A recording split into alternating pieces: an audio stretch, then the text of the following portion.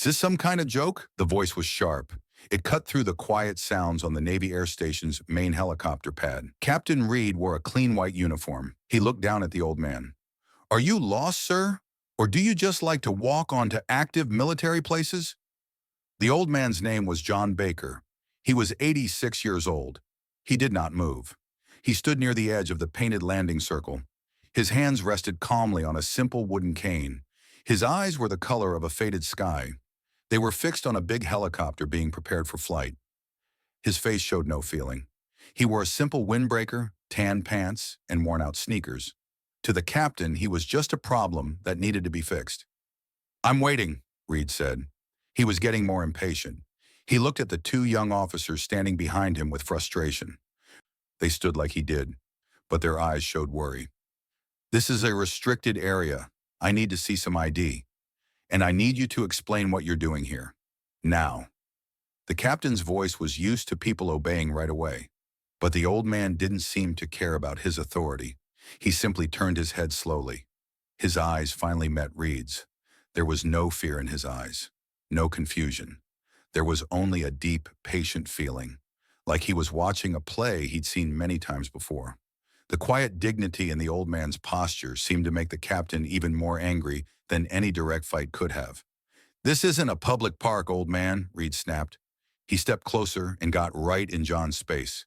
He was much younger than John, but he carried himself like a man who believed his rank made him always right and never wrong. "This is the sharp end of the spear. We have work to do here. Important work.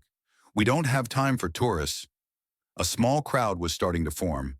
Ground crew workers, pilots in their flight suits, and other officers, all drawn by the show of their commanding officer yelling at an old civilian. They kept a respectful distance, but their presence turned the area into a stage. The air grew thick with unspoken questions and a feeling of discomfort. John slowly reached into his back pocket. His movements were careful and unhurried. He pulled out a worn leather wallet. It had been shaped by its owner over many years. He carefully took out a state ID and handed it to the captain. Reed snatched it from his hand. "John," he read out loud. His tone was full of meanness.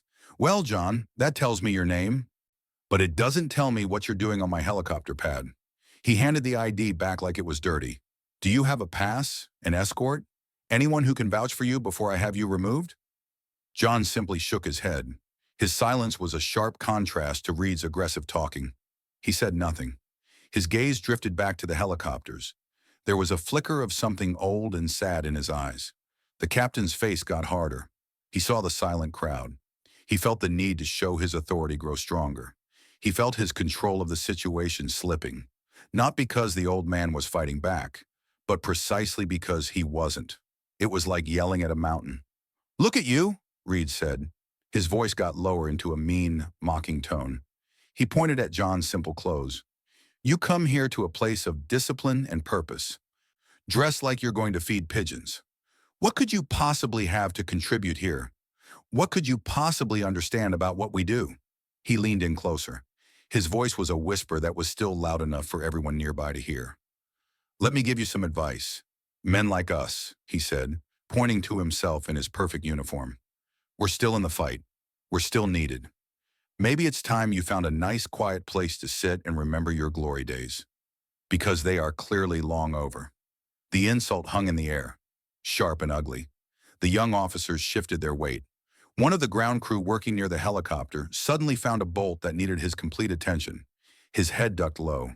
The disrespect was so clear and so unnecessary that it spoiled the air. Reed, feeling bold because of the old man's continued silence, felt a surge of victory. He had won. He had put the strange old man in his place. He pointed a finger at John's chest. "So, for the last time, tell me who you are and what you're doing here, or my men will be happy to take you to a holding cell while we figure it out." His finger brushed against a small object pinned to the collar of John's windbreaker. It was a small, dull silver pin. It was plain. So dull it was almost invisible against the dark fabric of the jacket. It looked like something a child might get from a gumball machine. Reed chuckled. A dry, mean sound. "What's this little thing?" he asked. He flicked it with his fingernail. The metallic tap was very loud in the tense silence. Get a prize in a cereal box, did we? A little souvenir to remember your visit? The moment his finger touched the pin, the world fell away for John. The smell of jet fuel and the hot concrete were replaced by the thick, humid air of a jungle clearing 60 years ago. The sound of the helicopter's engines became the loud, deafening roar of a Huey helicopter. It whipped his hair and stung his eyes with dust. He wasn't an old man on a peaceful Navy base. He was a young pilot kneeling in the mud. A hand covered in blood pressed that same silver pin into his palm. It was warm. He could hear a voice, weak and ragged, whispering through the chaos. "Don't lose this. It got me through." The memory was like lightning in a dark room, blinding, real, and gone in an instant. He blinked. The helicopter pad snapped back into focus. Captain Reed's smug face was still there, his finger still hovering near the pin. John's face hadn't changed, but something deep inside him had settled, a cold, hard resolve.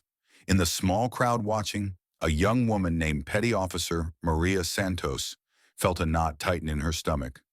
She was a young airplane mechanic, sharp and able to see things clearly. She had seen this kind of pride from officers before, but there was something different about this. It wasn't just a clash of authority, it was a violation. She didn't know who the old man was, but she saw the way he stood. He wasn't lost. He was anchored. He stood on that helicopter pad like a man who had every right to be there, a right that went deeper than any rank or uniform. When Captain Reed made fun of the pin, Maria made her decision. While the captain was enjoying his own show, she took 3 quiet steps back. She melted into the edge of the crowd. She slipped behind a large tool cart. Her heart pounded. This was a risk. Going over a captain's head was a dangerous game. But leaving that old man to be embarrassed and taken away by security felt like a crime. She pulled out her phone. Her fingers shook slightly as she scrolled through her contacts. She didn't call base security. She didn't call the officer on duty. She called the one person on the base who valued wisdom over rank, a man who had been her teacher since she first arrived. Master Chief Petty Officer Carlos Martinez. He answered on the second ring. His voice was a familiar, calm tone. "Martinez." "Master Chief, it's Santos," she whispered. Her voice was tight with urgency. "I'm on the main helicopter pad. We have a situation." "What kind of situation, Petty Officer?" "It's Captain Reed, Master Chief. He's yelling at an elderly civilian. A really old man. He's threatening to have him arrested." There was a pause on the other end. "A civilian? What's he doing on the flight line?" "I don't know, Master Chief, but something doesn't feel right about this. The old man is just standing there taking it, but he looks like he's seen everything. He's not confused. He's waiting." She took a breath. The captain just took his ID. The man's name is John. She heard a sharp breath on the other end of the line. A deep, stunned silence followed. For a moment, Maria thought the call had dropped. "Santos!" Master Chief Martinez's voice was completely different now. It was no longer casual. It was filled with urgent authority she had never heard from him before. "What did you say the name was?" "John, Master Chief. John." Another beat of silence, heavier than the first.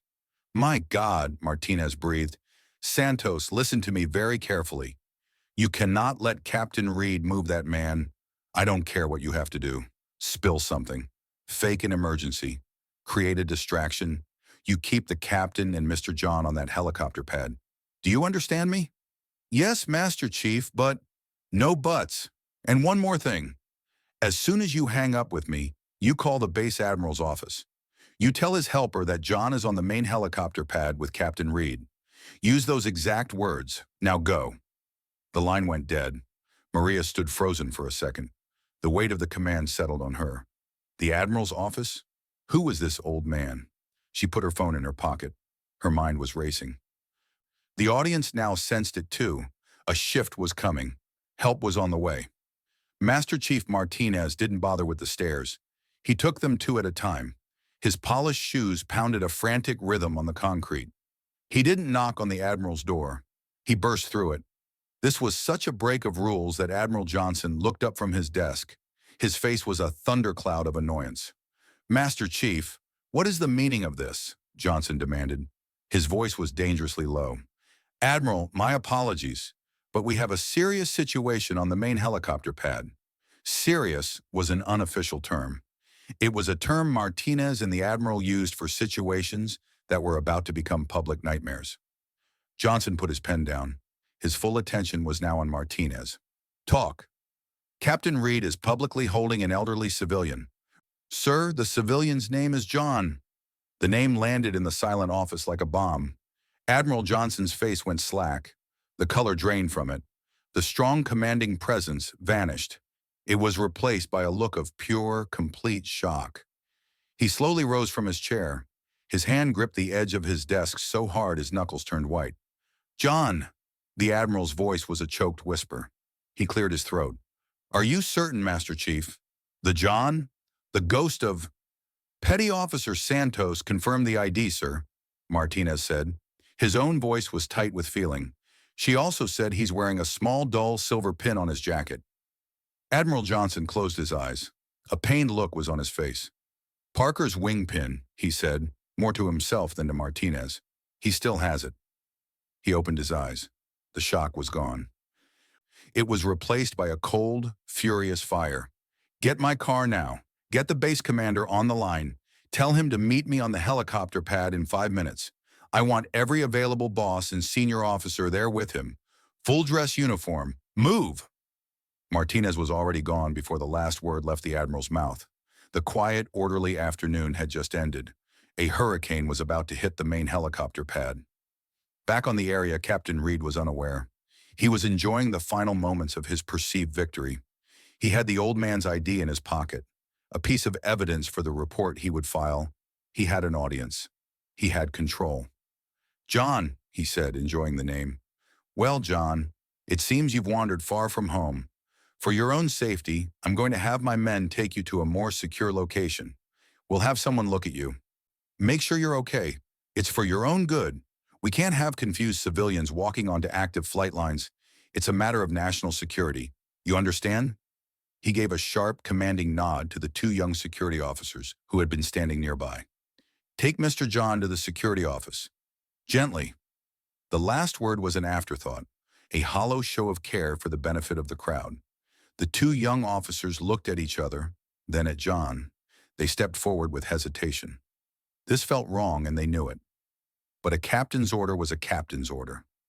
John didn't move. He simply looked at Reed. For the first time, his face changed. The patience was still there, but now it was mixed with a deep, aching disappointment. It was the look of a teacher watching his best student fail a simple, important test. He wasn't afraid for himself. He was afraid for the captain. That's when the sound began. It was faint at first, a distant siren, but it grew rapidly. A rising, loud sound that was clearly not from a fire truck or an ambulance. It was the loud, urgent sound of command vehicles. Heads turned. Whispers rippled through the watchers. A convoy of black cars and command trucks appeared at the edge of the area. They were moving at a speed that was completely out of place on the controlled base. They screeched to a halt in a perfectly coordinated move. Their tires barked against the ground. Doors flew open with a unified loud slam. Out stepped Admiral Johnson. His face was a granite mask of fury. He was followed by the base commander, Master Chief Martinez, and a dozen of the highest-ranking officers on the entire naval station. They were all in their perfect dress uniforms. The gold on their sleeves and the ribbons on their chests glinted in the sun. They moved not like men walking, but like a wave surging forward.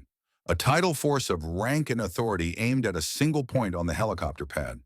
The crowd of sailors and pilots parted for them as if by instinct. A path cleared through the sea of bodies. Captain Reed froze.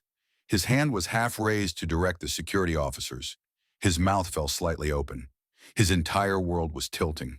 He watched as the Admiral, the man who commanded the entire regional fleet, a man Reed had only spoken to a handful of times, walked past him without so much as a glance.